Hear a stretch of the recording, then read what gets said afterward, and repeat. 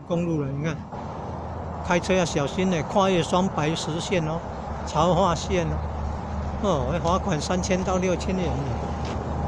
你看高速公路旁边哦，竟然有人愿意盖房子，车子这样不停的开，有都有声音。竟然有人愿意盖房子在高速公路旁边，可能是这样才建造这条道路的然后都有灌溉用水，有灌溉用水就很方便了。要种水果也方便，种菜也方便。